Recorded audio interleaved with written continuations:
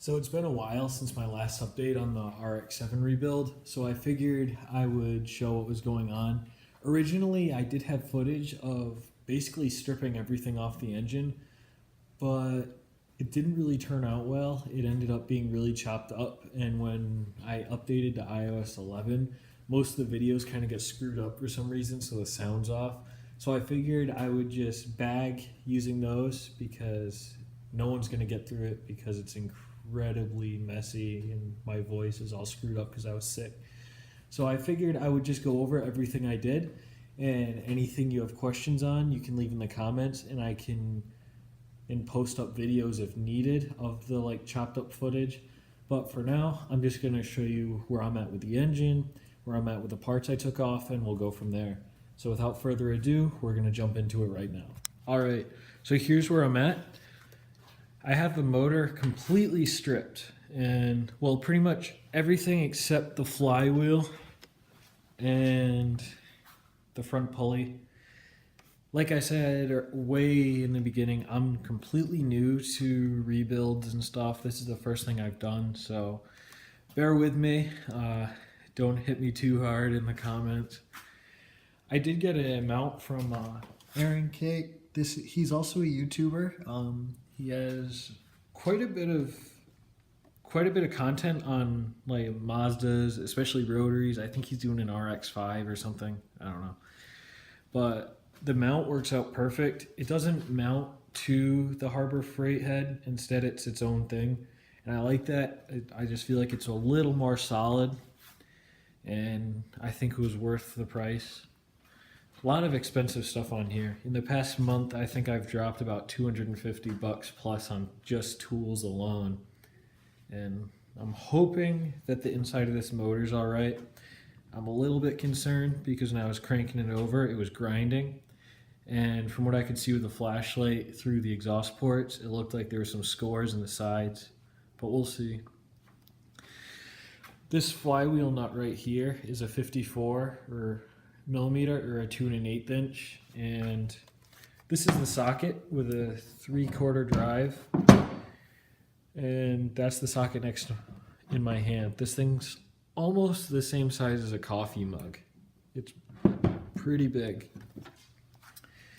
As far as things I've taken off, the transmission was extremely easy, and for anyone concerned about weight and stuff, this transmission, you can pick it up by yourself. It only weighs about maybe 55, 65 pounds, somewhere in there. It's not bad at all. The exhaust header, in fact, weighs more in my opinion. I also ended up deleting the AC. It was kind of a last minute decision, but it was such a crappy design and it was such a pain in the butt taking everything off of the compressor that I decided I would just get rid of it and clean up the firewall and the engine bay a little bit. I'd have better access to my power steering without the huge pipe in the way over here. As far as parts go, the oil cooler, that was extremely easy to take off. I took it off at the motor and left the hoses on it. And my car was leaking a lot of oil, and it turned out that the previous owner skimped on repairs and didn't bother to put the seal in between the oil pan and the motor. Instead, they just used some silicone and it failed, which explains why the bottom end of my motor and transmission were glossy like spray paint. That really pissed me off, but oh well, I'm rebuilding it, so hopefully it'll be better. This is all intake stuff. All this wasn't too bad to take off. It looked a lot more daunting because the wiring harness was in the way, but the harness itself was held on by only 3 bolts. The 3 bolts are under these 2 connections, and then there's one here, and the whole thing lifted off. And I decided to keep all the hoses and stuff on it. Online, people were saying, oh, remove all your hoses, just label both ends. I thought it was easier to just do this, and if they break, I'll replace them. So yeah, honestly, this wasn't that bad taking apart. It took me a while because I was doing nights and stuff because of work, and also I'm working on getting back into school, so I've been pretty busy, so just doing things as I have time. If you know what this does, please leave it in the comments for me, because I'm not really sure. I think it has something to do with the injectors, but it's old and one snapped, so I gotta get a new one. If you know what that is, please tell me. I really would like to know. And if you have any like ridiculous, or like anything from just ridiculous little things to huge things to watch out for, let me know, because like I said, I'm a complete vehicle virgin to this stuff. Here's the flywheel and clutch. Sorry, this is just the clutch, my bad. Flywheel's on the engine. I don't know if this is good or not because I've never really seen one up close.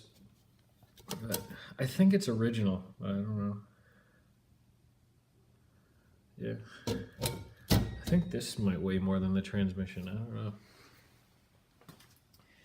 And here's my kind of janky setup right now. I'm using an old cat litter box top with a trash bag in it to catch oil. And yeah, that's where I'm at.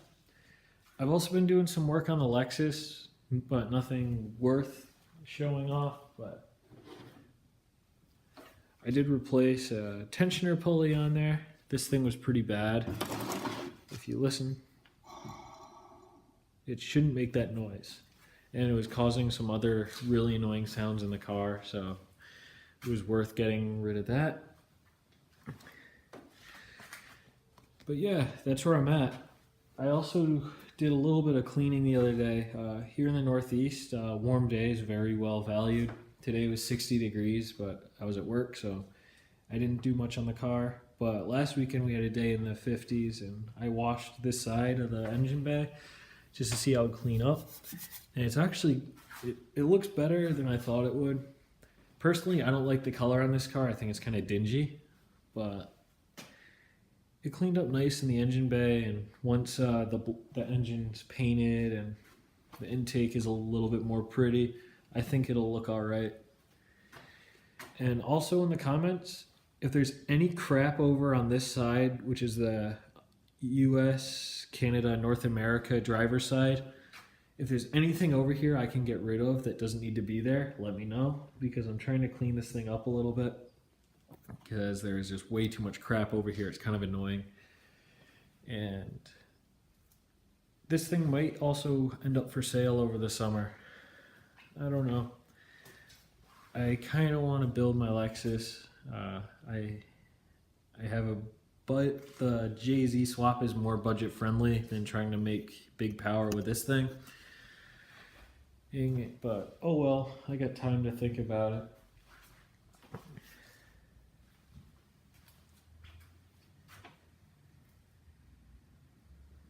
My neighbor got a WRX the other day. That thing is sweet. I honestly am so jealous right now.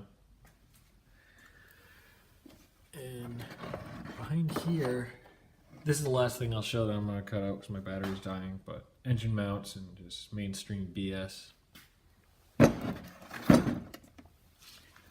But hopefully, I ordered a flywheel stopper yesterday, I believe. I don't know. But it's going to mount here, lock this, and I have a breaker bar that's like 4 feet long, so I should be able to finally break this. I've been using this most of the time for the bolts and stuff. Real MVP right here, works great. But I've been hitting this bolt, I don't know, every day for the past few days, and I'm going to keep doing so until my stopper comes in, and hopefully I'll be able to crack it pretty easily. But slowly coming apart. It's kind of funny. I have a few people who are going to come over once it's apart and check it out, because no one I know really has seen the inside of a rotary in person. So it'll be like almost like a show and tell. So I'm kind of excited for that. And yeah, that's that. Peace.